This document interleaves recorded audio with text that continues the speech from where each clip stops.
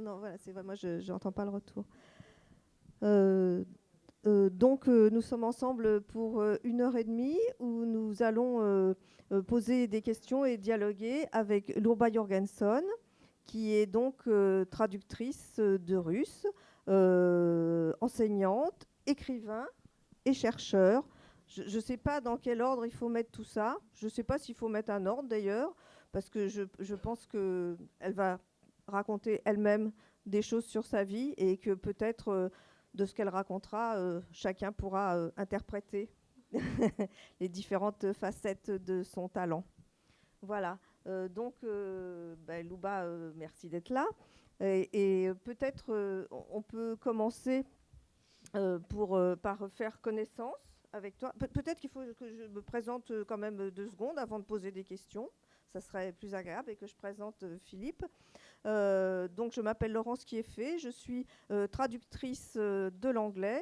Je suis membre de l'Association des traducteurs littéraires de France. Et voilà. Et c'est en tant que traductrice que j'interroge ma collègue. Et voilà Philippe Noël, qui est comédien, metteur en scène, voilà, et qui va nous faire le plaisir de lire des morceaux, des extraits écrits par Lurba Jorgenson. Voilà. Alors, Lurba, est-ce que tu veux bien commencer à nous raconter des choses sur ta vie? Oui, j'ai bien compris qu'il fallait que je jongle avec mes casquettes. Jongle avec tes casquettes. Voilà, et quand on jongle, elles viennent un peu en même temps, mais elles retombent pas exactement au même moment. Bon, d'abord, merci beaucoup de m'avoir invitée. Ça me fait vraiment très plaisir d'être ici. Donc, pour les casquettes, dans l'ordre chronologique, c'est d'abord l'écrivain qui, qui se présente, puisque avant de faire tout le reste, des choses sérieuses, la traduction, la recherche, j'ai commencé par écrire. Donc, voilà, ce qui vient avant le reste, c'est... j'ai publié mon premier livre très jeune, j'avais 23 ans, même pas. Et c'est ensuite, une fois que ce livre est atterri sur mon bureau, que je me suis dit, il faut que maintenant je fasse des choses sérieuses à côté. Voilà, parce que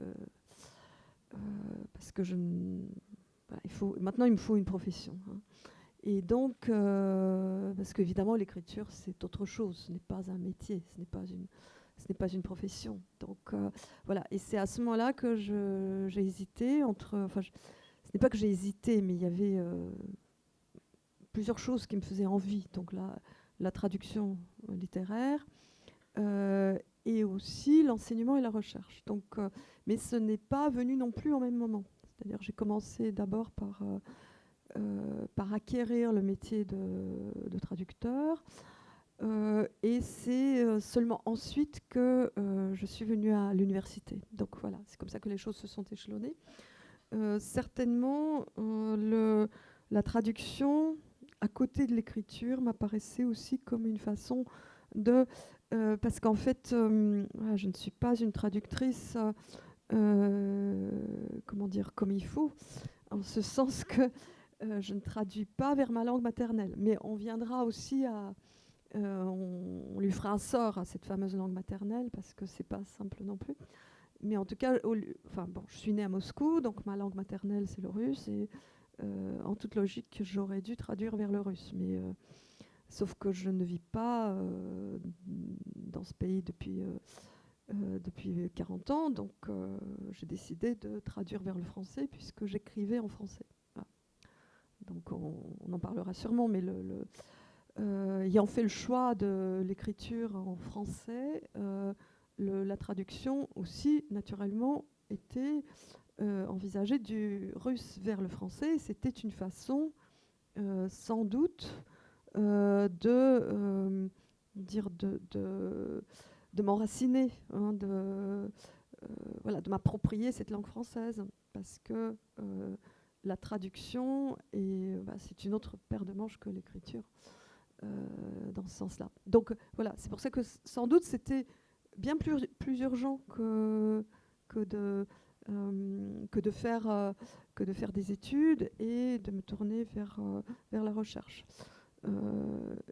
Bon, je dis plus urgent, mais ça m'a pris aussi plusieurs années d'avoir pu réaliser ma première traduction. Voilà, donc dans l'ordre, c'est ça. Et puis, lorsque je suis devenue encore plus sérieuse avec l'âge, je me suis dit, il faut que je revienne dans ma patrie abandonnée, c'est-à-dire pas la Russie, mais l'université que j'avais délaissée. Et c'est là que s'est mise en place en fait une autre vie encore, celle d'enseignante et de chercheuse. Voilà. Et alors, si on retourne un peu en arrière chronologiquement, peut-être que tu pourrais nous raconter pas comment tu es né, mais comment tu as quitté ce qui n'était pas du tout la Russie à l'époque, mais l'Union soviétique, puisque c'était le milieu des années 70. Donc l'Union soviétique était encore bien vivante et on pouvait la croire à peu près éternelle. Bon. Donc, comment as-tu réussi à quitter l'Union soviétique, qui n'était pas facile à quitter à l'époque pour le moins, et comment as-tu ressenti cette arrivée en France alors que tu sortais à peine de l'adolescence et que finalement tu étais jeté dans un monde extrêmement différent de celui où tu avais passé les 15 premières années de ta vie? Oui, et très différent de ce qu'on avait pu imaginer en étant derrière le rideau de fer. En fait, voilà, on était entièrement livrés d'un côté à la propagande de l'État et de l'autre à nos fantasmes les plus débridés à propos de cet Occident qu'on nous cachait, bien sûr. Et en fait, une seule possibilité s'offrait. Donc, l'Union soviétique était un pays totalement fermé. L'expression rideau de fer ne vient pas de nulle part. Et donc, la seule possibilité de quitter ce pays dont ma famille a pu heureusement profiter, possibilité qui s'est dessinée vers la fin des années 60, était de rejoindre une famille réelle ou hypothétique en Israël. Donc voilà, suite à des accords internationaux menés d'abord menés essentiellement par les Américains, donc dans le cadre de la guerre froide. Les Juifs soviétiques avaient obtenu, on leur avait donné le droit de rejoindre leur famille. C'était dans le cadre du droit de réunification des familles, et il n'y avait pas d'autre possibilité de quitter ce pays. Donc il fallait absolument prouver que l'on avait une famille en Israël. Alors les organisations juives pourvoyaient à des personnes qui n'en avaient pas, des parents d'adoption, et c'est ainsi que nous avons pu quitter l'Union soviétique. Mais est-ce qu'il ne fallait pas avant prouver qu'on est la judéité? Ah oui, non, mais ça va de soi. Oui. Il fallait prouver. Comment ça se prouve, cette chose-là? Alors, comment ça se prouve? Eh bien, l'Union soviétique était un pays où on distinguait citoyenneté et nationalité. C'est-à-dire, la citoyenneté, elle était soviétique pour tous les citoyens soviétiques, mais chacun, comme on le sait, c'était un pays multinational composé de plusieurs républiques et de nationalités aussi qui n'avaient pas leur république, les Juifs en l'occurrence, et donc la nationalité était portée sur le passeport. Donc on arrivait avec, sur le passeport, c'était écrit russe, juif, arménien. Alors il se trouve que, évidemment, tant que cette immigration n'avait pas été possible, étant donné l'antisémitisme d'État, tout le monde cherchait tout le monde, non, mais certains, un peu débrouillards, voulaient arriver à ce que sur leur passeport soit écrit autre chose que juif. Parce que juif, ça veut dire que vos enfants n'entrent pas à l'université, ou plus difficilement, que beaucoup de voies vous sont fermées. Donc voilà. Alors ma famille était de celle-là, on était des juifs cachés. Mais il se trouve que, donc voilà, moi en fait, juste quelques mois avant que que l'on apprenne que la situation était plutôt favorable, parce que vous avez sûrement entendu parler des refusniks, c'est-à-dire des gens qui attendaient pendant des années, parfois une dizaine d'années, le droit d'émigrer. Et pendant tout ce temps, ils étaient complètement, c'était des parias. Ils n'avaient ni travail, ni les jeunes ne pouvaient pas faire d'études, etc. Donc c'était en fait une décision voilà, qui pouvait être très risquée de faire cette demande de départ en Israël. Et donc, ma famille s'est décidée, enfin, nous sommes décidés lorsqu'il est apparu que la situation était favorable. Voilà. On nous a dit maintenant, allez-y, parce que là, ça va être plus facile pendant les mois qui suivent. Et moi, je venais juste d'avoir mon passeport, parce qu'on a le passeport. Donc on avait son passeport à partir de 16 ans. Je venais d'avoir 16 ans. Je suis allée chercher mon passeport. C'était avant qu'on décide de faire cette démarche. Et ma mère m'a dit, écoute, on va te demander de quelle nationalité tu es. Tu dis que tu es russe. Donc voilà, je suis revenue à la maison avec un passeport où il était marqué que je suis russe. Et puis là, il fallait être juif. Donc une fois n'est pas coutume. Alors on est retourné. Ça a été assez... il se trouve qu'en fait, ma mère, par exemple, avait 2 actes de naissance, un où il était écrit russe et un autre où il était écrit juive. Donc voilà, elle est allée reprendre son acte de naissance en tant que juive. Alors on lui a dit à l'état civil, c'est quand même extraordinaire, personne ne voulait être juif, maintenant ils veulent tous être juifs. Enfin, ça fait penser vraiment, c'était comme dans une blague. Donc voilà, on a réussi à produire. Donc il y avait, c'était un pays où il y avait tout à fait moyen de produire des preuves de sa judéité. C'était beaucoup plus difficile de ne pas les produire que de les produire. Après, il fallait inventer une légende familiale. C'est-à-dire comment, parce qu'il fallait le dossier, il était costaud. Et donc il fallait expliquer comment la tante ou l'oncle en question s'était retrouvé en Israël. Et c'est là qu'il fallait inventer, enfin, si dans notre cas, il a fallu inventer cette tante israélienne. Donc, mais on a... Alors, dans la famille de mon grand-père, il y avait 6 enfants qui ont été dispersés de par le monde, la plupart victimes de violences de toutes sortes, donc qui ne sont pas morts de leur mort naturelle. Et donc, bon, c'était pas compliqué d'ajouter un 7e enfant qui serait retrouvé en Israël. C'était assez plausible. Et puis on s'est dit, ils vont pas remonter jusque-là, encore que. Mais je me souviens de ce moment où on écrivait la légende. Ça a été une sorte d'autofiction, voilà, menée en commun. C'était une expérience de se dire, après tout, ça aurait pu être comme ça. Enfin, on finit par y croire. Hein. Ça aurait pu, on aurait pu très bien avoir cette... Puis cette tante, d'ailleurs je suis en train de penser que cette tante s'appelait Bella, comme la poupée. Dont on a parlé. Voilà, Bella Ehrlich, donc c'était le nom de la personne qui nous avait envoyé l'invitation en Israël. Voilà, ça me fait plaisir de la nommer parce que c'est quand même, on lui doit quand même cette possibilité de partir. Et à la fin, oui, c'était devenu quelqu'un de proche, hein, à force d'écrire dans tous les questionnaires son nom.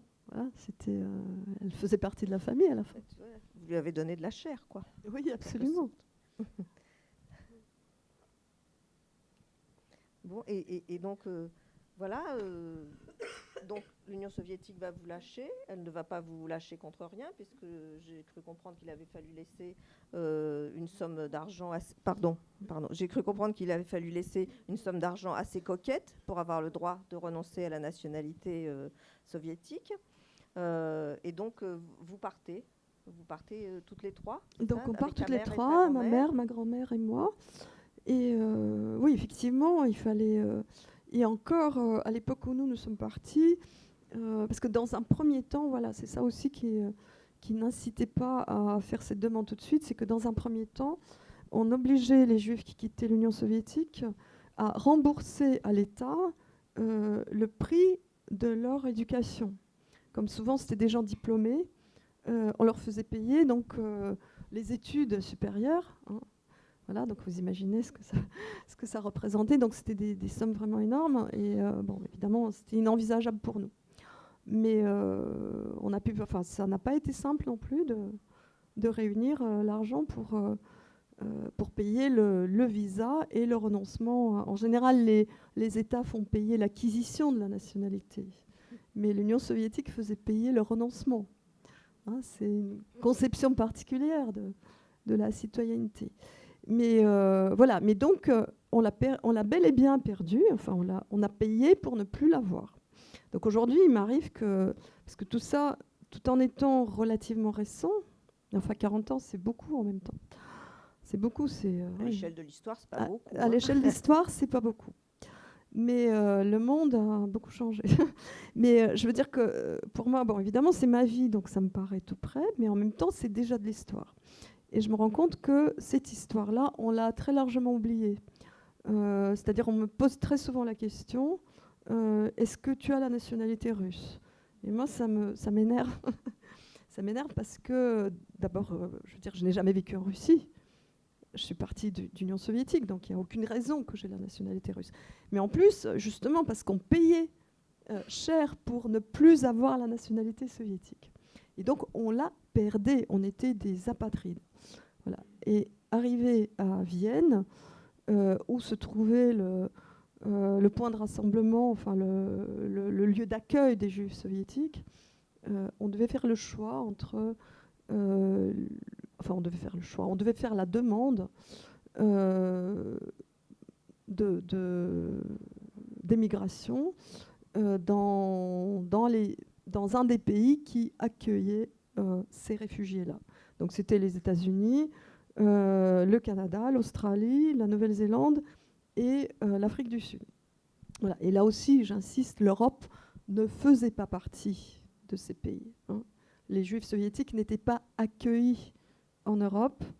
Ils n'avaient pas le droit d'y aller. Donc je le dis aussi parce que certains pensent...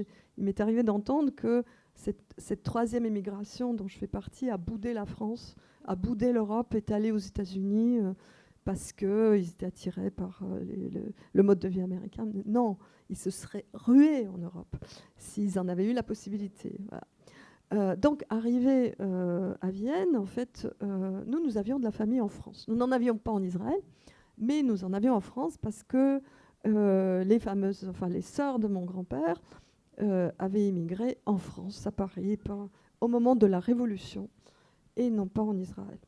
Donc, sur ces 3 sœurs qui avaient immigré en France, 2 ont été déportées pendant la guerre, mais il en restait une qui était encore en vie, et avec laquelle ma grand-mère avait entretenu la correspondance pendant toutes ces années, à l'exception des années staliniennes. Mais compte tenu du fait qu'il était absolument interdit de désirer partir, vous voyez, aller en Israël, c'est rejoindre sa famille, donc l'appel de la famille, c'est quelque chose quand même, surtout pour les Juifs, on sait bien, voilà, qui sont très attachés à leur famille. Mais vouloir partir pour partir, c'était un crime. Hein, c'était de la haute trahison. Donc voilà, non seulement nous ne l'avions évidemment pas déclaré dans les papiers officiels, mais la peur était telle que nous n'avions pas osé dire à cette famille qui était en France que nous avions l'intention d'émigrer. Parce que vous craignez que le courrier soit intercepté ? Alors, non, mais par courrier, c'était même pas la peine. Je veux dire, le courrier était toujours contrôlé. Non, il se trouve qu'un oncle est venu à Moscou juste alors que nous attendions la réponse du service d'Elvisa. Donc, il est venu pour le Nouvel An 74. Et on l'a vu, on aurait pu lui dire. Mais nous avions peur que, ne comprenant pas la façon dont ce pays fonctionnait, qu'il en parle trop fort, ou que... Bon, c'était une peur un peu irrationnelle aussi. Hein. La peur vous fait faire des choses bizarres. Hein. Donc il est C'est ça la force des États totalitaires. absolument, absolument. C'est-à-dire que voilà, l'interdit, on intériorise complètement l'interdit. Donc il est venu chez nous, mais et si jamais il y a un micro dans le téléphone, par exemple, ce qui pouvait arriver, parce qu'il y avait on était parfois mis sur écoute quand on était en demande, en attente de papier pour aller en Israël. Donc bref, on lui a rien dit. En décembre 1974, on lui a rien dit, et puis le 23 mars 1975, on envoie un télégramme en disant coucou, nous sommes là, nous sommes à Vienne. Est-ce que vous voulez bien nous accueillir ? Et ce qui fait que nous n'avons pas demandé à aller dans l'un de ces 5 pays qui étaient des pays d'accueil. Nous avons demandé à aller en France. Voilà. Donc au bout de 2 mois, ça a été aussi long que pour quitter l'Union soviétique. Nous avons attendu 2 mois pour partir de Moscou et 2 mois pour pouvoir rentrer, pour pouvoir aller à Paris. Et je me rends compte que ce n'était rien aujourd'hui, effectivement. Voilà, donc le 1er juin, on débarque à Paris. Alors, qu'est-ce que c'est difficile de décrypter à distance ces premières impressions. Mais peut-être il faut dire quand même que non seulement vous aviez de la famille à Paris, qui était une des raisons pour lesquelles vous êtes venu, mais aussi toi-même, tu avais appris le français dans ton enfance. Oui, je parlais français. Voilà, je connaissais le français. C'était un français très, très livresque, donc difficile un peu à manier dans les échanges courants. Mais ça, je dois dire que j'y ai assez vite remédié en allant m'inscrire à l'école des Beaux-Arts. On ne parlait que l'argot à peu près. Donc le premier jour, je me suis dit, mais où suis-je ? C'est une autre langue, je ne comprends rien. Mais voilà, on s'y met assez vite, puis c'est plus facile d'acquérir la langue parlée que la langue écrite. Bon, il faut dire aussi que notre famille nous a énormément aidés. Hein. C'était un cas de réunification heureuse. Hein. Ça ne se passe pas toujours comme ça. Et ils nous ont vraiment beaucoup aidés. Il y a aussi le fait que... je ne sais plus ce que je voulais dire. Je ne sais pas, Ouais. parce que là, peut-être le fait que tu parlais un français, donc tu avais, idée de ce que représentait le français, même si ton vocabulaire était suranné et peu adapté Oui, à non la seulement vie j'avais courante. une idée de ce que représentait le français, mais c'était vraiment... D'abord, moi, je voulais aller en France, pas uniquement pour rejoindre une famille que je ne connaissais pas. C'est après que j'ai appris que je les ai découverts et que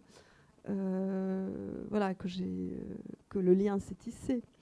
Je voulais aller en France parce que je voulais aller en France. Enfin, j'étais fascinée par la France, comme beaucoup de jeunes soviétiques à l'époque. Enfin, il y avait encore le mythe de la France qui était vivant. Puis il y avait la littérature française. Et puis le fait que cette langue française que j'apprenais, cette langue française m'offrait aussi un espace imprenable, enfin complètement à moi, hein, auquel les adultes, enfin ma mère ni ma grand-mère n'avaient accès. Hein. Donc c'était un espace de liberté extraordinaire, cette langue française. Donc il y avait du désir par rapport à la langue française qui était très très fort. Et ça, mais c'est vrai que les premiers jours ont été un peu, enfin les premiers mois peut-être ont été un peu déboussolants parce que déjà la langue que j'entendais n'était pas celle que j'avais apprise, que la ville que je voyais n'était pas celle du tout que j'avais imaginée. Par exemple, encore une fois, hein, on fantasmait dans notre Moscou. Et Paris, c'était vraiment Paris représentait le désir. Vraiment, c'était quelque chose d'absolument... Alors peut-être le moment est venu de raconter... Pardon. Le moment est venu de raconter ton premier contact, peut-être un de tes premiers contacts avec la France, alors que tu étais à Moscou une petite fille, et qui était un cadeau que tu as reçu à Moscou un cadeau, qui était une poupée. Alors, je ne sais pas si certains dans la salle se souviennent de la marque qui s'appelait les poupées Bella. Voilà, de notre enfant, enfin de mon enfance en tout cas. Voilà. Et peut-être, alors, Philippe va nous lire le texte sur la poupée Bella, et puis après, tu nous feras des commentaires.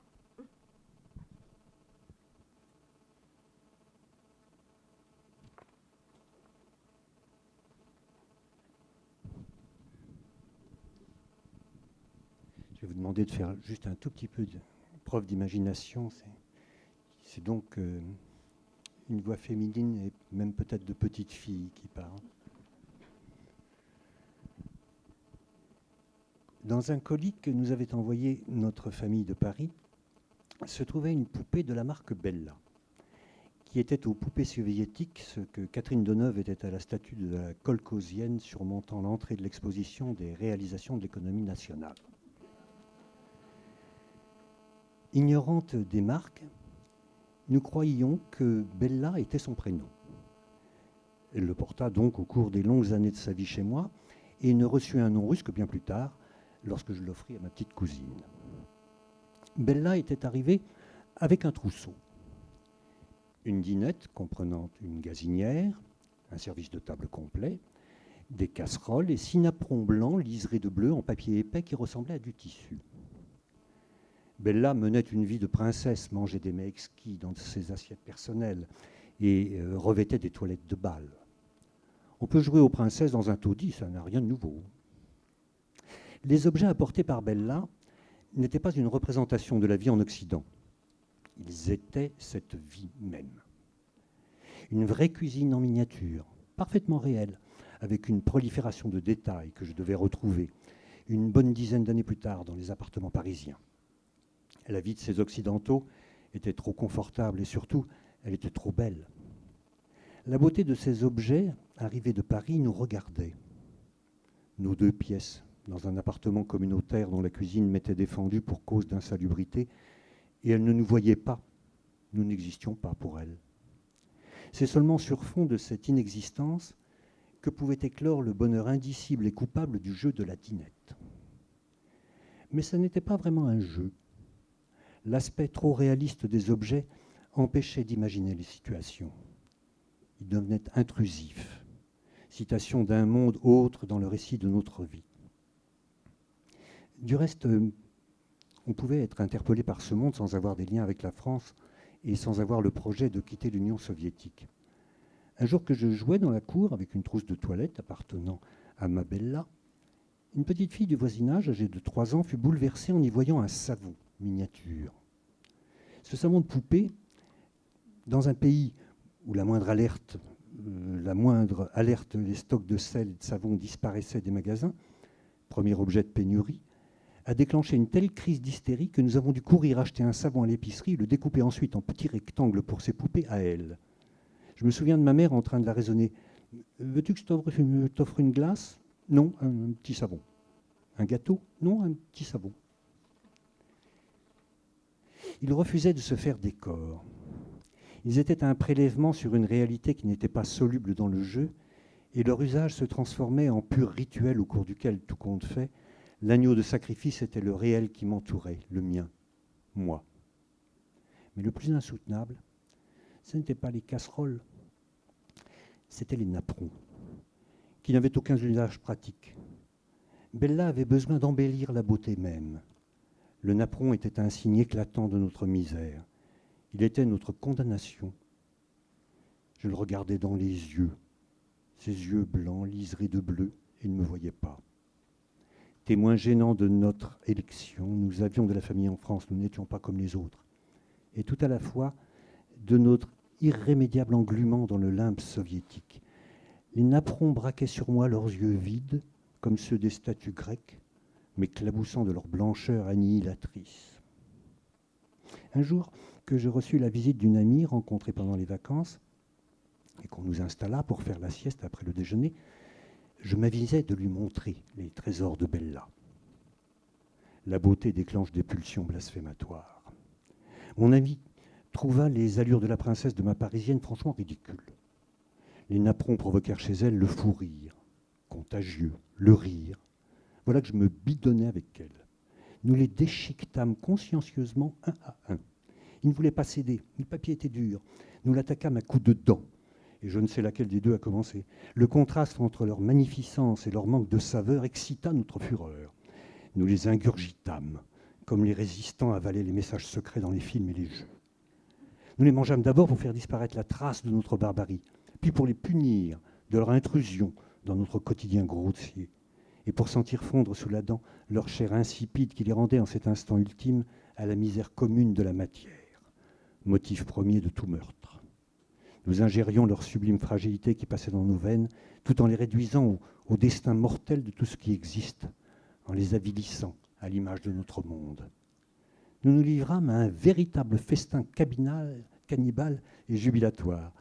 Nous arrachions les morceaux et les lacérions avec nos dents. Nous avalions cette proie encore palpitante en nous étranglant, prédateurs de la grisaille, rugissement plein écran, dévoration. Je crois qu'après cela, nous nous endormîmes. J'entrepris de ranger la dinette, acte de deuil, et, au miracle, par-dessus sa robe, Bella portait un petit manteau andin qui, bien sûr, réalisme oblige, avait une poche. Et là, je découvris, replié, un dernier napperon qui, une fois sorti de sa cachette et défroissé, darda sur moi sa blancheur sereine de rescapé. Je le lissais, je le caressais, je lui parlais, je pleurais sur lui. Je lui disais, oh, mon pauvre petit, il ne reste plus que toi. Les autres ont été mangés. L'œil sans iris, sans pupille, liseré de bleu, me regardait sans ciller, prêt à refléter le visage de la meurtrière pour l'éternité. Mais que vas-tu devenir, mon pauvre petit orphelin, lui disais-je. Et n'ayant reçu aucune réponse de sa part, ou plutôt cette réponse n'étant que trop claire, je le portais à ma bouche et le mangeais en l'agrémentant de larmes, cette fois-ci lentement, morceau après morceau, et sans joie aucune. Borges a écrit l'histoire d'un barbare qui se met au service de Ravenne, alors appelée Municipium par les Romains, la cité qu'il était venu détruire. Ce qui le bouleverse, c'est une inscription incompréhensible en éternelle lettre romaine.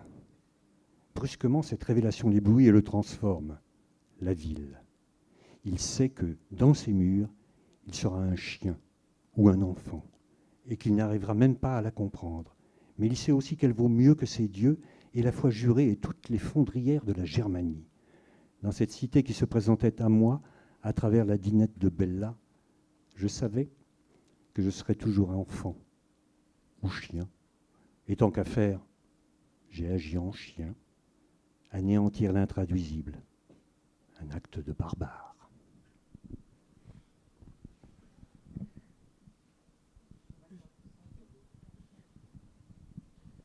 Je voulais juste vous dire que ce texte magnifique est extrait d'un livre que Louba a écrit. Il a été publié en 2014, c'est 2014, ça, oui, voilà. c'est ça. Au lieu du péril. J'ai vu qu'il était en vente dans la librairie et je vous le conseille vivement parce que c'est une suite de textes. C'est comme les perles d'un collier. Plus on avance dans la lecture et plus on est pris par la beauté des mots et des images qu'il lève. Et vraiment, ça a été... je l'ai lu pour préparer cet entretien et j'en suis vraiment toute contente, quoi. Voilà. Merci Laurence. Ce qui est très drôle, c'est qu'effectivement, en arrivant à Paris, voilà, j'ai découvert que les casseroles qu'avait Bella existaient en vrai, en grand. Des casseroles c'était comme des poupées gigognes, hein, petites, puis plus grandes, plus grandes, plus grandes. Puis, voilà, à fleurs. Ça, c'est à fleurs. Oui, oui, C'était la mode des années 70. Oui, voilà. Il y avait des fleurs. Des casseroles à fleurs, c'était quand même extraordinaire. Je suis restée devant cette image. C'était cette fantaisie gratuite comme ça qui était si loin de l'Union soviétique finalement, peut-être. Oui, qui était déstabilisante. Tout en étant... Oui, donc voilà, notre famille de Paris nous a envoyé régulièrement des colis. Hein. C'est aussi, entre autres, grâce à ces colis qu'on a pu partir. Voilà. donc là, peut-être, Louba, on a entrevu une de tes facettes, qui est la facette de l'écriture, d'une certaine façon. On a aussi entendu ta voix sur l'enfance et le passage rude qui a été le tien de l'adolescence à l'âge adulte, puisque ça s'est fait ici dans des conditions pas, enfin, je veux dire, pas complètement douloureuses, mais pas complètement faciles non plus, pour le moins.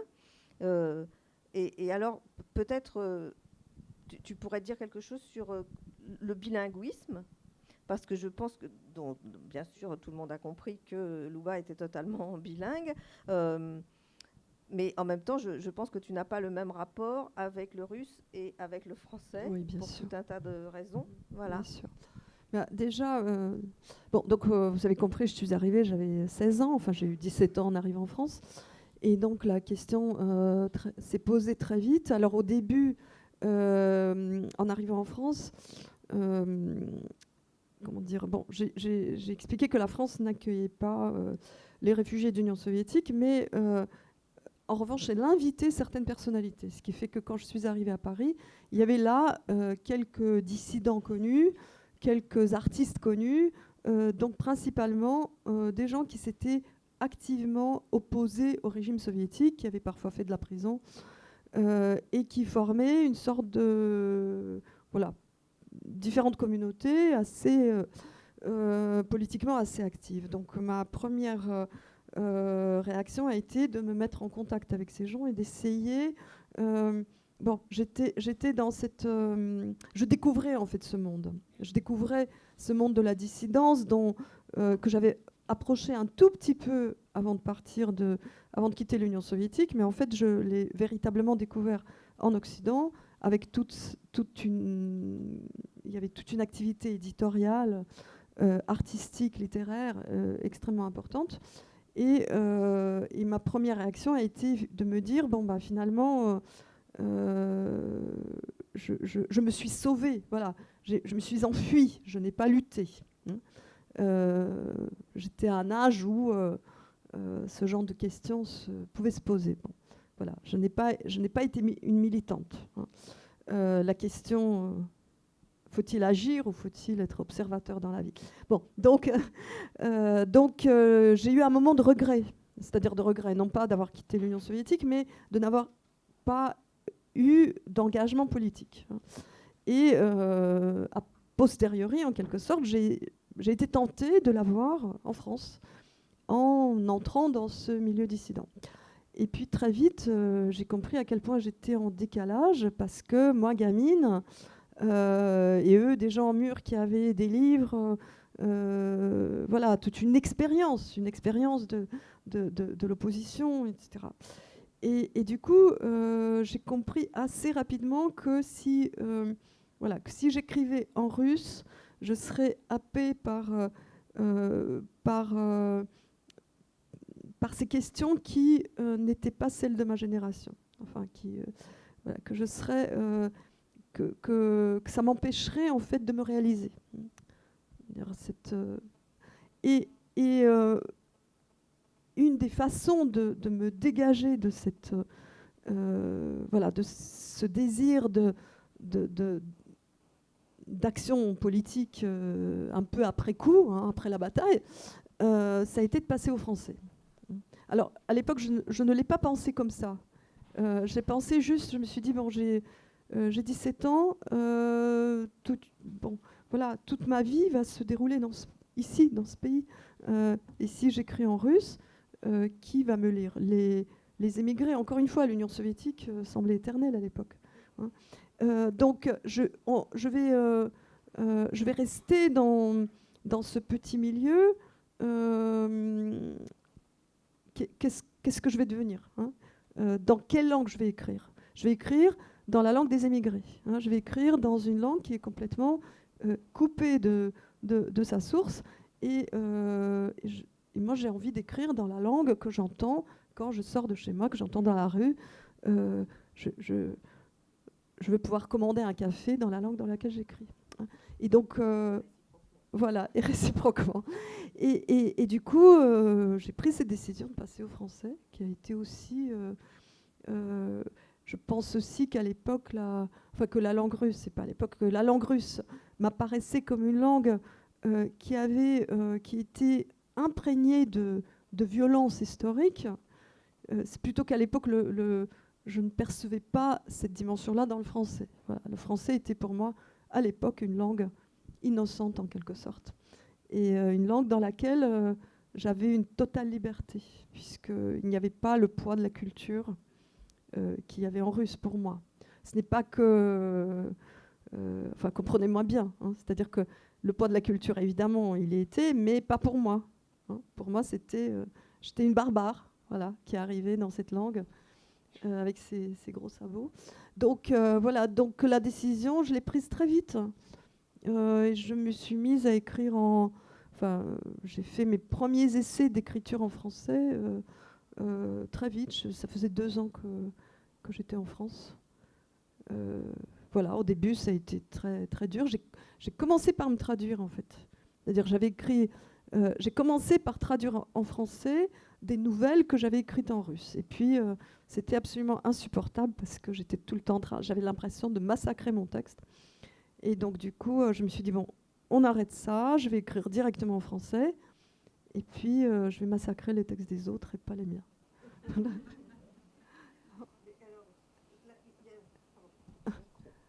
Il y a tellement de choses à dire et de bifurcations possibles que je suis perdue. Parce que soit on continue à parler du bilinguisme, mais il y a tellement de choses à dire. Il y a une phrase que je trouve magnifique que tu as écrite sur le bilinguisme et que, si je la retrouve, voilà.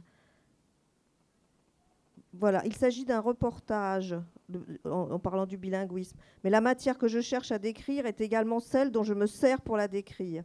C'est comme raconter un incendie avec du feu. Ben, en fait, une des motivations de ce livre, ça a été de me dire, il arrive un moment dans la vie où on a envie de parler de ces outils. Parce qu'il y a un côté artisanal dans l'écriture et surtout dans la traduction. Pour moi, c'est de l'artisanat.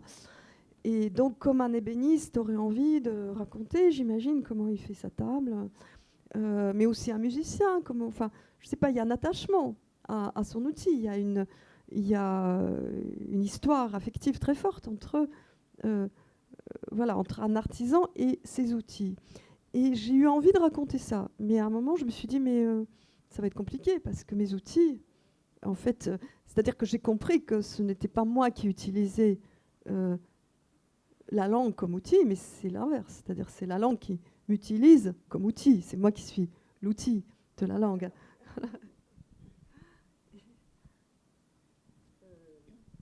Et bien alors, on pourrait peut-être parler justement de traduction. Voilà. Et peut-être, Philippe, si tu veux nous lire ce texte. Attends, c'est page 14 de... Attends, je sais pas. Qui est sur la représentation des corps dans un esprit russe et dans un esprit français. Et vous allez voir que vous croyez qu'une tête, c'est une tête dans tous les mots du monde, dans toutes les langues du monde. Et en fait, l'affaire est beaucoup plus compliquée que ça. Donc, tu vois où c'est ? Page 14, là, au milieu, c'est ça ? Les corps sont un peu différents. D'accord. C'est de la haute voltige, hein, on n'a pas préparé tout ça. Louba tenait en fait à ce qu'on garde une certaine spontanéité dans je dirais pas le dialogue, le trilogue, ça existe ça, trialogue, je sais pas, bon. Et donc voilà, donc vous en faites un peu les frais, mais par ailleurs je pense que ça a de l'intérêt. Ces corps sont un peu différents. Une golova n'est jamais tout à fait la même chose qu'une tête. Une noga, jamais tout à fait la même chose qu'une jambe, ne serait-ce que parce qu'elle est à la fois jambe et pied. En russe, lorsqu'on vole de ses propres ailes, c'est qu'on tient sur ses nogi. Une main n'est pas tout à fait la même chose qu'une ruka, qui est à la fois main et bras. Et avoir le cœur sur la main se dit le cœur sur la paume. Et cette paume, où sont tracées les lignes de notre destin, est présente dans tous les gestes que je fais, alors qu'en français, elle est juste la face intérieure de la main. Mais en français, les fleuves ont aussi des bras, alors qu'en russe, ils ont des manches. Et bras est masculin.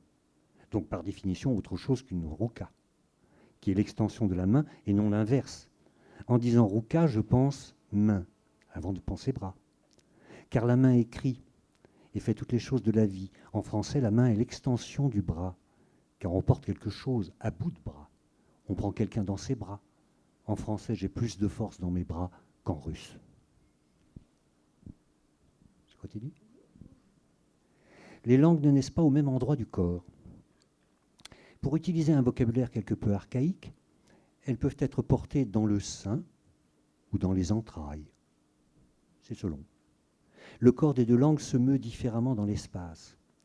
Nous, elle et moi, n'avons pas le même schéma corporel, pas la même image de notre corps.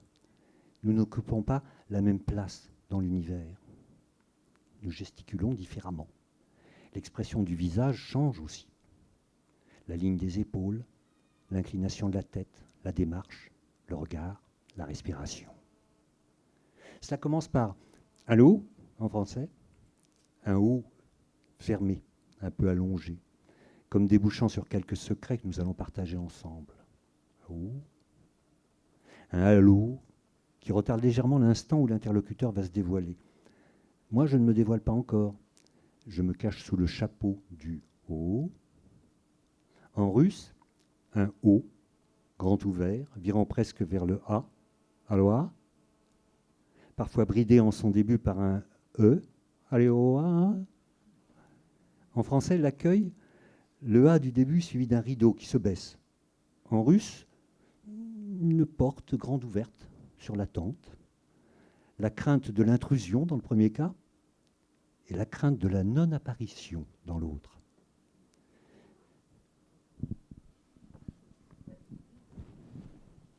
Voilà, là c'est d'une certaine façon pénétrer de plein pied dans l'univers du traducteur.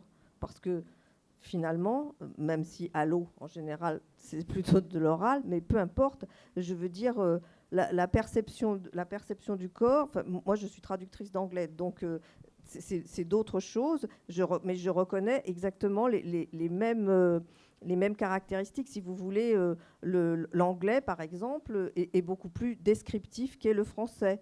Il va, dans une phrase anglaise, il est tout à fait naturel de mettre une succession de mots pour décrire les actions, genre elle traversa la pièce, elle ouvrit la fenêtre, elle décrocha le rideau, je sais pas. Enfin, vous voyez, tout est dit. En France, on dit juste elle va ouvrir la fenêtre. Bon, voilà. Et donc, si vous voulez, là, on se retrouve au cœur de l'atelier du traducteur, voilà, ou dans la cervelle du traducteur, pour reprendre. Mais peut-être l'atelier, parce qu'effectivement, c'est un artisanat, quoi. Et je ne sais pas ce qu'il en est pour toi, mais il me semble que le plaisir de traduire un livre, c'est aussi de commencer par la première page et d'aller jusqu'au bout et de finir par un objet. Il y a un objet fini qui est un nouveau livre dans une nouvelle langue avec une nouvelle identité. Et là, le côté artisanal de la traduction fait partie des délices de la traduction. Voilà. Oui, absolument. C'est comme quand on a construit une étagère, Ouais. et puis elle est là. Elle est là. C'est un miracle, quelque part. Je veux dire, on a ajouté de l'être dans le monde. Ouais. Et moi, finalement, je suis toujours happée par ce miracle pendant... c'est même plus tellement l'objet abouti que le processus et le fait de me dire, c'est quand même extraordinaire, c'est fabuleux que l'on puisse, qu'un texte écrit ou dit dans une langue puisse être redit ou réécrit dans une autre langue. Enfin, que, voilà, ce processus alchimique, cette métamorphose, il y a de la métamorphose, et c'est un pur miracle. Enfin, les langues auraient pu être totalement étanches. On aurait pu ne pas se comprendre du tout entre les êtres. On aurait d'autant plus pu ne pas se comprendre que finalement, chaque langue a forgé une certaine vision du monde. Oui. Donc, du coup, voilà, ça veut dire que le travail du traducteur est de donner cette autre vision du monde de l'autre nation, enfin de l'autre langue en tout cas, plutôt que de l'autre nation. Oui, mais aussi de créer effectivement une sorte d'îlot de la culture, de cette culture-là, dans la langue d'arrivée. Donc il y a ça aussi. Hein. Et du coup, voilà, on comprend aussi qu'il y a différentes langues au sein d'une même langue. Donc il y a tout cela. Voilà. Mais moi, ce qui me meut surtout, c'est bon, il y a le côté artisanal que j'aime, comme j'aime les choses bien faites. Et j'aurais bien aimé, en fait, dans une autre vie, j'aurais peut-être été ébéniste. mais il y a le fait que, parce qu'il y a toute une partie, enfin pour moi, je pense que du fait que du fait que je traduis de ma langue maternelle, hein, et non pas vers ma langue maternelle, je fonctionne d'une certaine façon, c'est-à-dire que je fais d'abord un premier jet totalement où je me laisse complètement aller. Voilà, j'écris ma traduction comme ça vient, et c'est seulement ensuite que je reviens dessus j'essaie d'oublier l'original, et je reviens sur cette version-là, et j'essaie d'en faire là vraiment pour le coup un texte français, et ensuite seulement je reviens vers l'original pour vérifier si je ne me suis pas écartée de l'original. Donc il y a ce moment où j'ai le texte russe devant moi, et juste il y a quelque chose qui me traverse, et ça donne comme un verre qui fabrique de la soie. Voilà, c'est quelque chose de presque physique, hein, et j'aime beaucoup ce côté physique de passage d'une langue vers une autre qui se fait à travers moi, mais finalement j'ai pas l'impression d'y être pour quelque chose, en fait ça me traverse. Voilà, ça te traverse et tu es là, tu es assise, et en même temps il se passe tellement de choses à l'intérieur de ta tête. Voilà, mais je pense que la traduction, voilà, c'est je pense que plus que du métier de traducteur, j'ai parlé dans ce livre en fait de la traduction en tant qu'état, en tant que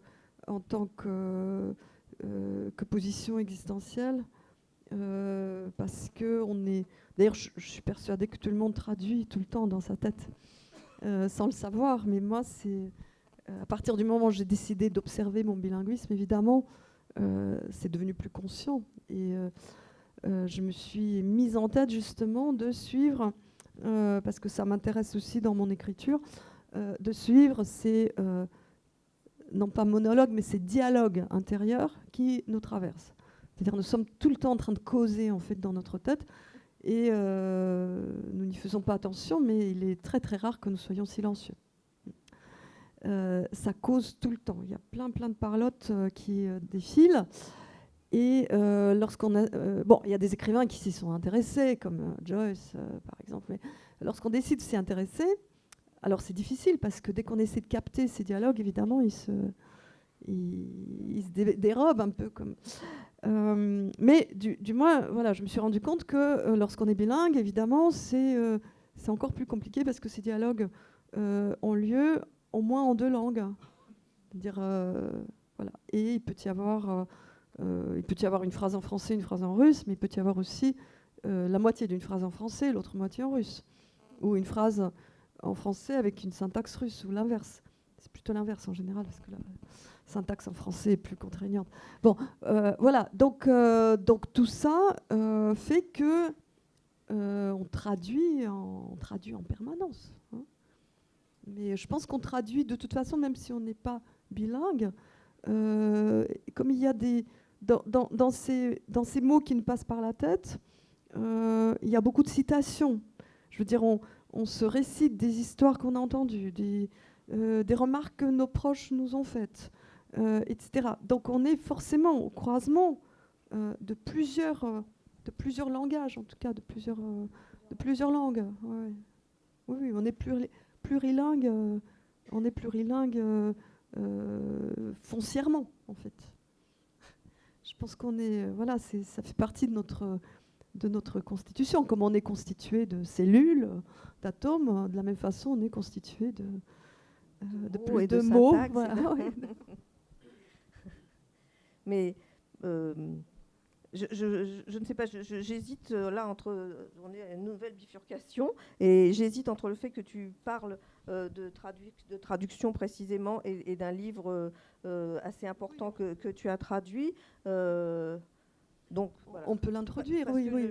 Autrement, Oui. il y avait aussi sur le bilinguisme cette histoire très intéressante de quelqu'un Gershovitch, dont tu as traduit les textes, qui est un écrivain russe, et que Luba a traduit en français, et qui, à son tour, a manifesté le désir de savoir ce que sa traductrice écrivait, puisqu'elle était auteur-écrivain.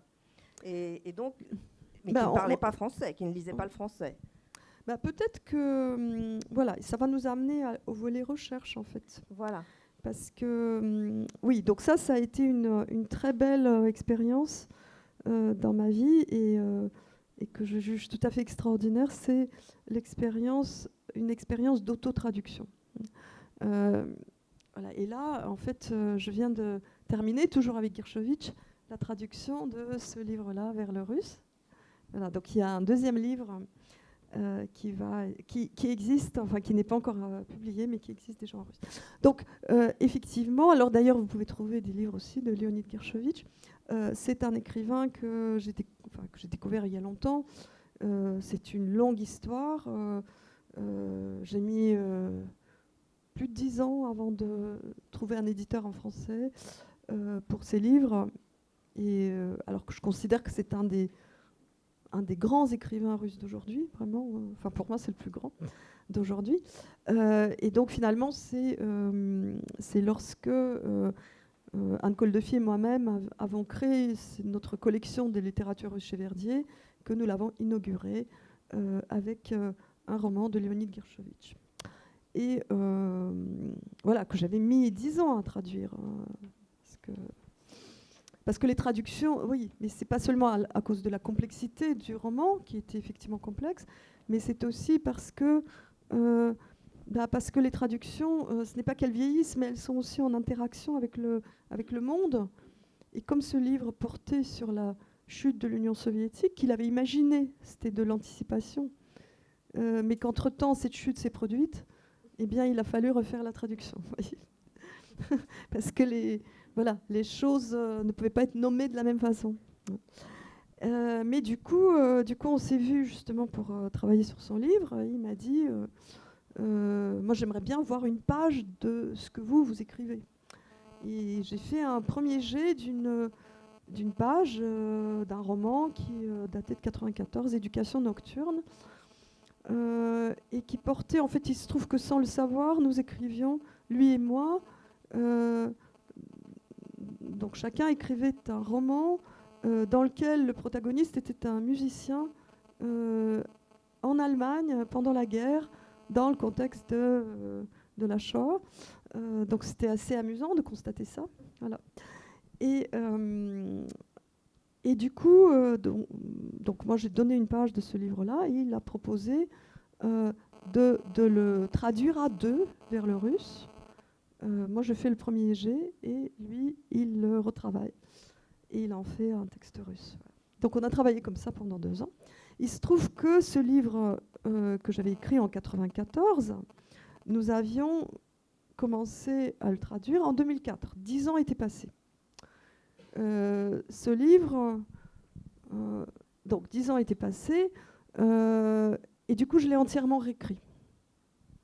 Dans ton premier jet? Dans mon premier jet, pour différentes raisons. Bon, il y avait des raisons personnelles sur lesquelles on n'a pas le temps de s'étendre, mais il y avait aussi des raisons, et c'est là qu'on pourra enchaîner sur la question de la recherche, c'est qu'entre-temps, j'étais justement revenue à l'université et avait commencé une recherche qui portait sur le témoignage sur les camps soviétiques et les camps nazis.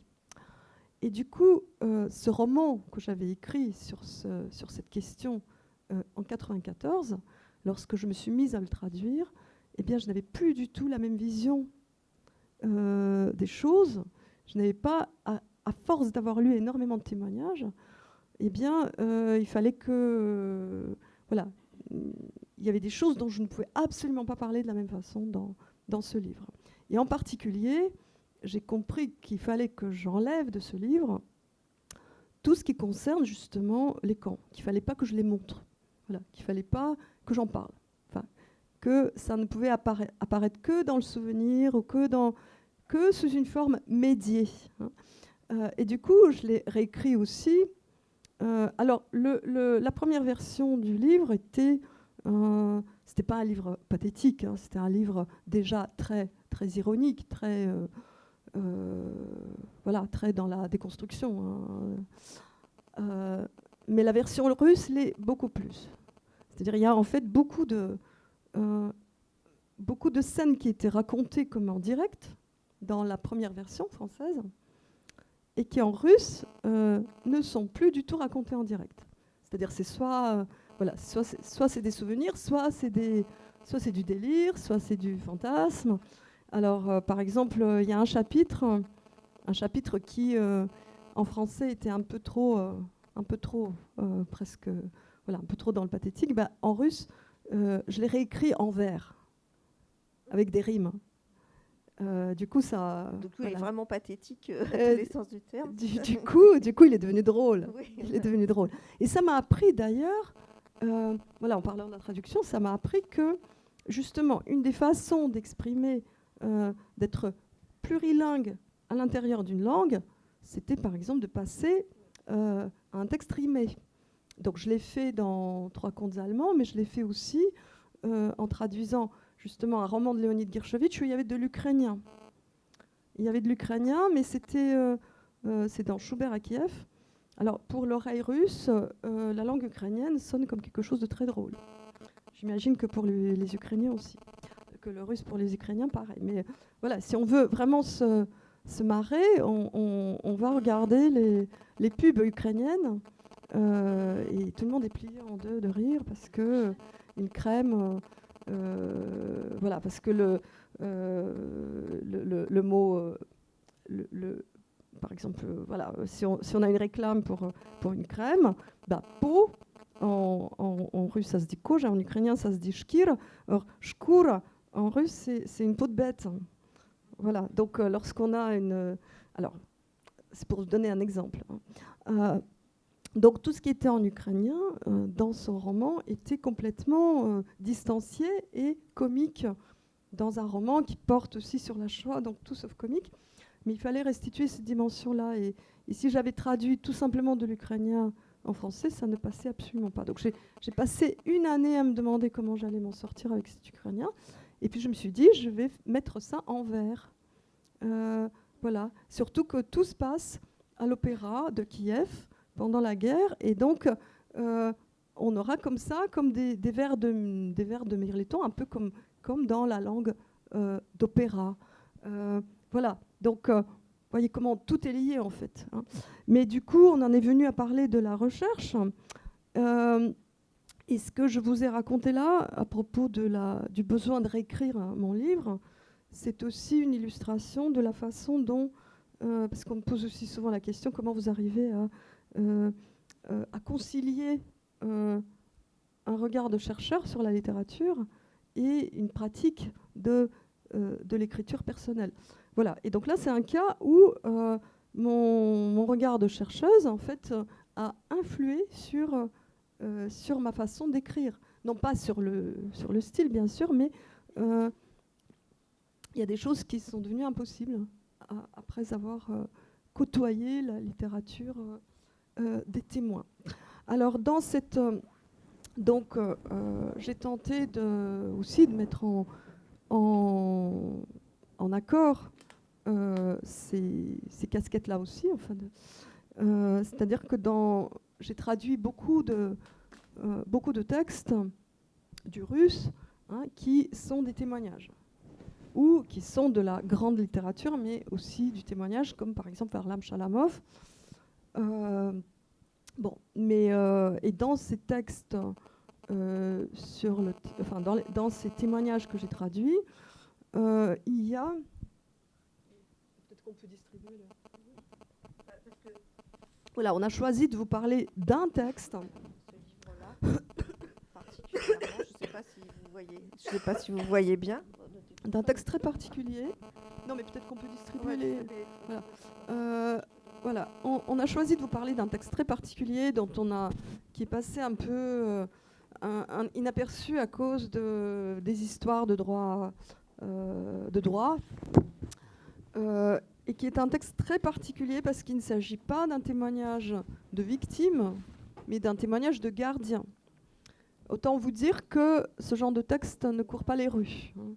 Moi, je n'en connais que 2, en fait, que 2. Mais celui-ci est un document absolument exceptionnel aussi. Attends, je veux juste te dire que j'ai fait des photocopies, mais il n'y en a pas du tout assez, donc il faudrait que vous vous mettiez à 2 ou 3 sur photocopies, et il y a 3 pages différentes. Voilà. Donc je vais en commenter une parce qu'on n'aura pas le temps de tout commenter. Mais ce que je voulais dire, c'est que voilà, c'est un document absolument exceptionnel parce que non seulement parce que c'est un témoignage de gardien réalisé bien sûr clandestinement pendant les années 40 et 50, mais mis en forme dans les années 80 au moment de la perestroïka, mais aussi parce que c'est une sorte de bande dessinée. C'est-à-dire que c'est un document graphique qui est accompagné évidemment de légendes. Mais vous voyez déjà, les bandes dessinées sur le goulag, il n'y en a pas 36 000. Et des témoignages de gardiens, il n'y en a pas 36 000 non plus. Donc c'est un document unique sur lequel j'ai travaillé avec une anthropologue, Elisabeth Jessa-Anstedt. Et c'est un document qu'on a accompagné d'un appareil critique très important parce que ces images-là ne pouvaient certainement pas être publiées telles quelles sans être commentées. Parce que, bon, on a choisi de vous donner des images un peu soft, mais il y en a d'autres qui sont extrêmement violentes. Et Baldaïev, la posture de Baldaïev est extrêmement ambiguë. C'est-à-dire, on a essayé de s'interroger sur ses motivations. C'est certainement quelqu'un qui... voilà, il y a certainement quelque chose dans sa posture qui relève du voyeurisme. C'est certainement une façon aussi... Bon, on pense que c'est quelqu'un qui a dû, sinon prendre part lui-même à des pratiques violentes ou dégradantes, du moins en être témoin sans réagir, ne serait-ce que de par sa position de gardien. Et il a fait toute sa carrière en fait dans l'institution carcérale à Leningrad, à l'époque, voilà, à partir des années 40. Donc il y a cette façon de se cacher, de s'attribuer dans les dessins une place qui est une place invisible, donc à la fois être là et se cacher, donc une forme de négociation sans doute avec lui-même. Par ailleurs, il y a certainement la volonté aussi de documenter ce qui se passe, et de laisser ce témoignage. Donc c'est très complexe. Pour vous dire, on a écrit 5 textes de commentaires qui accompagnent cette œuvre, qui est une vraie œuvre de graphiste, pour essayer de comprendre tout cela. Alors, mon rôle a été donc, d'éditer ce texte avec Elisabeth Anstedt, de l'accompagner en tant que chercheuse. Donc, nous avons fait ensemble une introduction, et puis j'ai fait 2 textes sur la culture du goulag. C'est un peu paradoxal, mais voilà, il y a quelque chose sur la culture du goulag. Et puis, je ne sais plus sur quoi est le deuxième, mais je ne sais plus, dans le sommaire, je ne me rappelle plus. Voilà. Alors, là, mon rôle a aussi été de traduire ces légendes. Et j'ai compris, voilà, si j'en parle, c'est que aussi ce travail m'a fait comprendre, m'a fait prendre conscience de choses très importantes. Alors, premièrement, il y a toute une partie de cet album qui est... bon, alors Baldaïev utilise des images de propagande en quelque sorte à contresens, hein, c'est-à-dire qu'il les utilise pour dénoncer la réalité stalinienne. Hein. Donc c'est une façon qu'il a aussi... Oui, je vais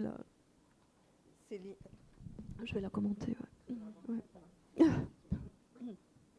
Mais c'est l'image que vous avez là, où vous voyez reconnaissable aisément à la tête de Staline et de Lénine dans le ciel. Voilà. Je vais revenir à cette image. Je veux juste dire une chose sur la traduction des tatouages. Ah oui, on n'a pas de... Non, mais ça fait rien. Je dis juste un mot sur la traduction des tatouages. Parce qu'en fait, il y a toute une première partie où Baldaïev, pendant toute sa vie de gardien, a collecté des tatouages. Il était fasciné par les tatouages. Et donc, il en a collectionné un certain nombre. Et dans l'album, il y a toute une partie tatouages, donc avec des images, mais aussi des inscriptions, parce que les gens se tatouaient des phrases, des poèmes, sur la peau. Et il faut voir que le tatouage, dans les camps du goulag, ce sont les truands qui le pratiquent. Ce ne sont pas les soi-disant politiques. Hein. Donc je me suis confrontée à travers cette traduction, et ça c'est aussi un aspect absolument exceptionnel de ce document, parce que les truands n'ont jamais la parole. Ils n'ont pas laissé de souvenirs, vous pensez bien. Voilà. Je me suis confrontée à ce monde de la pègre, dont tous les témoins parlent, parce que les truands étaient... L'institution se reposait sur eux pour mater les politiques, hein, et pour faire régner la terreur dans les camps, mais je ne m'y étais jamais confrontée directement. C'est-à-dire lorsque je traduisais Chalamov en parle beaucoup, il a des essais sur le monde du crime, mais il ne donne pas la parole aux truands. Et pour cause, en fait, c'est que les 58, les politiques, ne se confrontent jamais véritablement à la pègre, sauf dans des situations où ils en subissent la violence. Ce qui fait que c'est un monde qui, en réalité, ne nous est pas connu. Et ça, j'ai compris tout d'un coup, en traduisant. C'était très très dur, hein. Je ne pouvais pas le faire plus de 3 heures par jour, alors que d'habitude j'ai des journées de 10 heures. Le contact avec ce monde de la pègre a été terrible. Voilà. Je me suis sentie complètement agressée par ces tatouages. Et j'ai compris en fait que les textes les plus durs que nous pouvons lire de témoins intellectuels, des textes dont les gens me disent « Ah, je ne peux pas lire ça, c'est trop dur. Chalamov, c'est trop dur, je ne peux pas lire ça. » Et bien, quand j'ai traduit ça, et c'est pas dans les mots, si vous voulez, c'est dans la posture, j'ai compris qu'en fait, avec les autres témoins que j'avais traduits, j'avais mangé mon pain blanc. Et que même les plus anti-humanistes, comme Chalamov, sont encore des humanistes. Voilà. Et que malgré tout, nous sommes avec Chalamov, avec Solzhenitsyn, avec Ginsburg, même lorsque nous lisons des choses sur des réalités très dures, nous sommes la langue dans laquelle ces témoins restituent ce qu'il y a de très dur. C'est une langue qui est la langue de la culture. Voyez ? Alors les truands ont leur propre culture, hein, c'est une sorte de subversion de la culture. Mais justement, cette culture des truands vous donne froid dans le dos. Alors il y a une autre chose que j'ai comprise, et là je prends l'image que vous avez devant vos yeux. Donc il y a une tête... bon, je n'ai pas le temps de les... Parce que voilà, pour vous donner un peu la parole, peut-être on va s'arrêter dans 2 minutes. Mais donc j'ai pas le temps de commenter. Il y a plein de choses à dire sur ces images que j'ai dites d'ailleurs dans le livre. Hein. Je veux dire, les commentaires y sont. Mais en regardant ça, pour aller très vite, vous avez une tête de Lénine qui plane sur ses croix, hein, sur ses morts en série. Vous avez la tête de Staline qui plane. Il n'y a même plus de croix, c'est des vis, hein, pour illustrer l'expression de Staline. La machine et les rouages. Hein. Voilà, c'est les rouages qui sont... donc ce ne sont même plus des hommes, ce sont des rouages. Et sur la dernière image, qui renvoie à la période Brejnev, vous n'avez plus de tête, vous n'avez plus rien, vous avez un fauteuil vide. Vous avez un fauteuil vide avec des commentaires, hein. Mais ce vide, ce vide m'a vraiment interpellée par rapport à la propagande, parce que Baldaïev, comme je vous l'ai dit, pour ne pas prendre la parole en son propre nom, il fait parler la propagande et puis il fait parler l'anti-propagande. Bon, mais là, à la place de cette tête qui occupe le champ visuel, qui occupe l'espace visuel, il y a du vide. C'est-à-dire que quand le pouvoir... et je me suis dit, mais au fond, la propagande, qui était très forte du temps de Staline, qui était forte du temps de Lénine, mais c'est à partir du dégel, c'est à partir de Khrouchtchev que la propagande est devenue vraiment tous azimuts. Moi, j'ai grandi dans un pays où il y avait des slogans autant que de pubs dans le métro. Vous voyez, on sortait de chez soi et à chaque instant, on voyait un Lénine, je ne sais pas quoi. Et j'ai posé la question à des gens âgés. Ils m'ont dit non. Bon, à l'époque de Staline, on voyait, il y avait le portrait de Staline qui arrivait le jour des grandes fêtes, etc. Mais c'était une image sacrée, donc elle ne se montrait pas aussi souvent.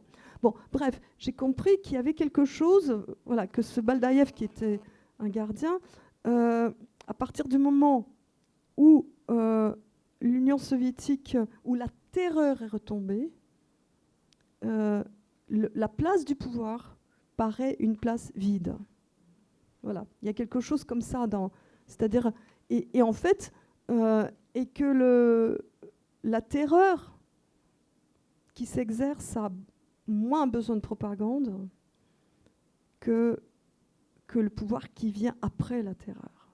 Donc il y a quelque chose, ces images m'ont permis de réfléchir sur l'après-terreur et sur sur le pouvoir en fait, et sur le vide du pouvoir qui se met en place après la terreur, et sur le pouvoir qui lui-même se pense comme post-terreur.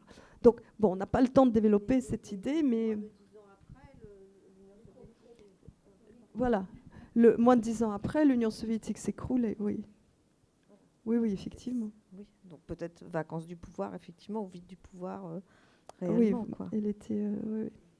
En fait, c'est plus drôle que ça. C'est-à-dire que ce fauteuil, c'est un fauteuil vide, mais il est en fait, c'est la place de Brejnev. Il est bardé de médailles. Il est bardé de médailles, parce que Brejnev, il était toujours enguirlandé comme un sapin de Noël dans ses médailles.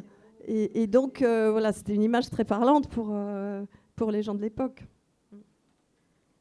Bon, on va peut-être... On pourrait... Il reste 5 minutes. Voilà, il reste 5 minutes. Alors écoutez... Donc voilà, si vous avez des questions à poser, elles sont les bienvenues. Oui, c'est passé très vite.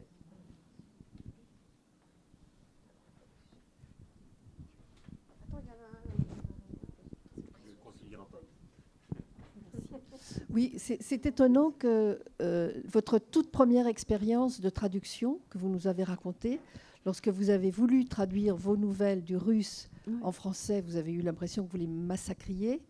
Est-ce que vous voulez dire qu'à l'époque, vous pensiez que la langue russe était plus riche que la langue française? Et est-ce que c'est quelque chose qui vous a à nouveau frappé? Ça, c'est une première question. Et deuxième question, le texte que vous avez réécrit pour le traduire en russe, est-ce qu'un jour vous allez le réécrire en français? Oui, absolument. Merci pour cette question.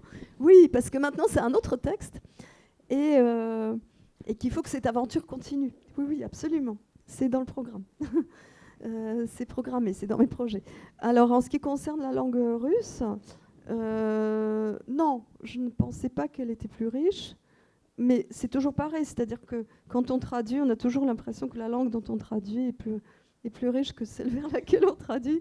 Parce qu'après, maintenant, quand je me traduis vers le russe, je me dis, mais comment est-ce possible? Je ne trouve pas ce mot en russe. Par exemple, j'ai cherché le mot, l'expression entre deux. Entre deux, ben, je n'ai pas trouvé. Donc bon, ça, je l'ai je l'ai inventé, ça. Mais bon, toujours est-il que non, c'est pas le problème. C'est que lorsque je traduisais, bon, il faut dire que c'était un tout premier essai. Hein, donc ma tête était encore lorsque je plongeais dans ce texte, je plongeais en même temps dans des tournures et aussi des références. C'est-à-dire, on écrit aussi en pensant, voilà, les mots ont une histoire. C'est pour ça qu'aujourd'hui, je ne peux pas traduire vers le russe. C'est-à-dire, mes mots en russe ont une histoire en pointillé. Voilà. Mais à l'époque, les mots étaient encore vissés à leur histoire. J'avais lu tel mot chez Nabokov, tel autre.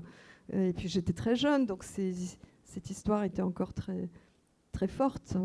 Et puis en français, rien de tout cela. Et donc je me suis dit, il faut que je pense en français. Voilà, il faut que je me mette. Il ne faut pas que je pense en russe. Il faut que je m'éloigne complètement du russe pour pouvoir écrire en français. Voilà.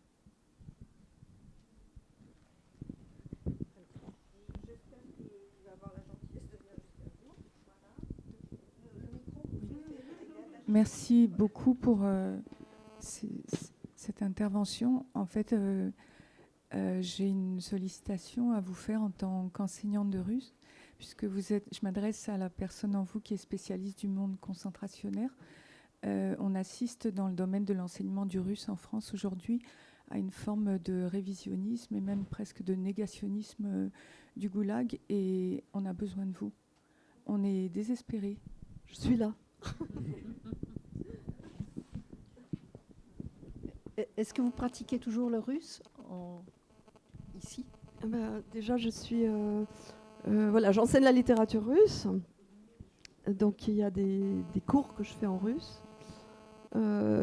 Sinon, au quotidien, je parle russe avec ma mère, avec mes amis, avec certains de mes amis. Et avec tes enfants? Et avec mes enfants, non. Non.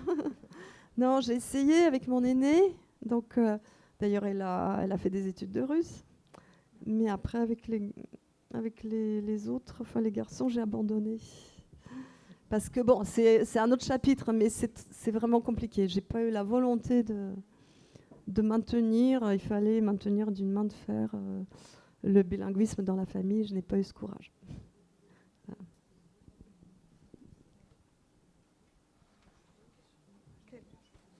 Une dernière, je crois. Alors, attendez. Peut-être si j'arrive pas jusqu'à vous, c'est vous qui viendrez au micro. Non,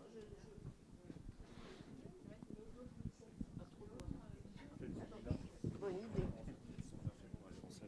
Maintenant, mais comment faire hein? Faut que les gens parlent fort. Ah, faut que les gens parlent fort. D'accord. Là encore, merci beaucoup pour cet exposé, cette intervention. Je voulais juste faire une observation. Je crois que dans ce livre, vous dites que le français, l'adaptation du français vous a conféré un deuxième acte de naissance. Pour ainsi dire, vous en avez 3. Puisque vous disiez que votre mère en avait conservé 2 autres. Voilà, c'est tout. Oui, merci pour cette remarque. Oui, effectivement, on n'a pas, mais on peut pas parler de tout. Hein. Bon, oui, en fait, à un moment, oui, lorsqu'on me pose la question, est-ce que le français est une langue acquise pour toi? Spontanément, aujourd'hui, je réponds non. Je le ressens pas comme une langue acquise. Hein, c'est comme une prothèse qui a bien pris. Et voilà, que j'ai recouvert de ma... C'est une greffe plutôt qu'une prothèse, d'ailleurs. Et on me dit, mais alors, donc tu es né en France? Je dis non, je ne suis pas née en France. Mais alors, comment ça se fait? Et donc, j'ai trouvé une formule pour répondre à cette question. Je dis, mais le français n'est pas ma langue maternelle, mais c'est ma langue natale. Parce qu'on peut naître plusieurs fois dans une vie. Hein, on a plusieurs vies en une. Voilà. Et donc à un moment, j'ai naturalisé mon français. Voilà, je lui ai donné un acte de naissance.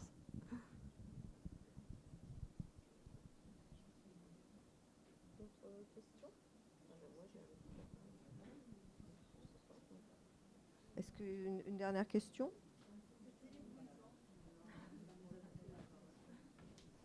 il y avait plein d'autres choses à dire. Et alors, au lieu du péril, il y a par exemple des phrases sur les villes et sur les villes ouvertes et les villes fermées, et que j'ai vraiment beaucoup aimé. Peut-être pour conclure, tu peux lire ces pages. Alors, attends.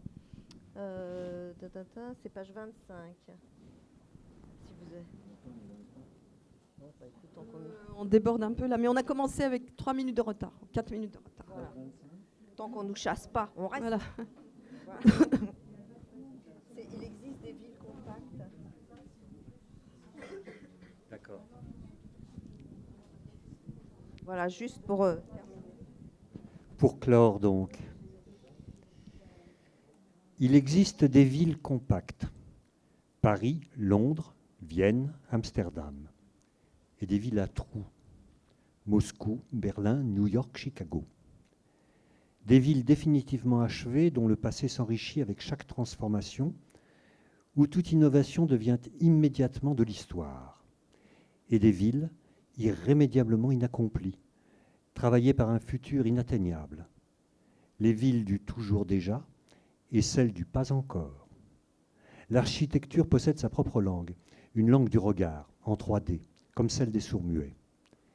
Il existe dans cette dernière une ligne du temps perpendiculaire à la personne.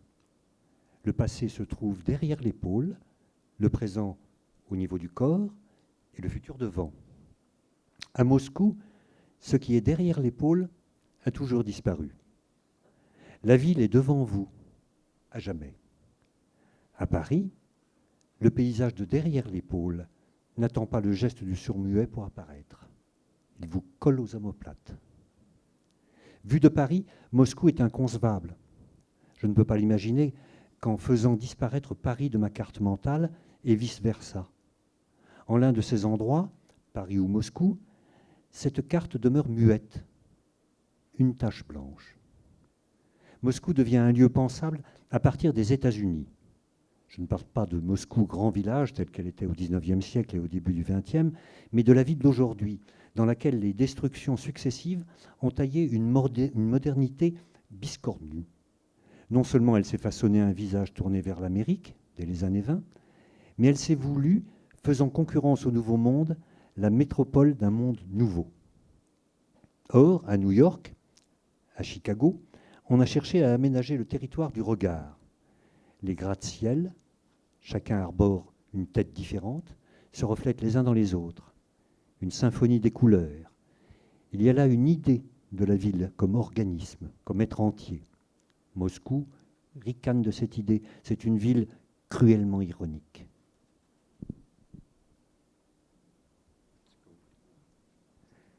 Les couleurs qui se parlent, s'échappant de la carcasse des lignes en un halo rédempteur, consolent l'homme de sa destinée. Pauvre miette perdue dans l'espace, nous ne vous abandonnons pas, nous chatoyons pour vous.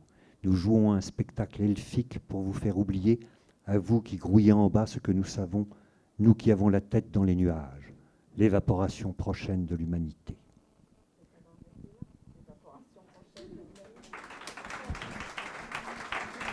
Merci beaucoup. Merci.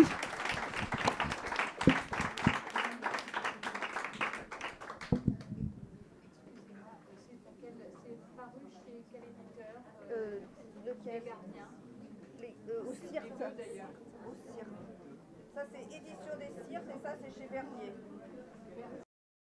Des Cirques, S-Y-R-T-E-S.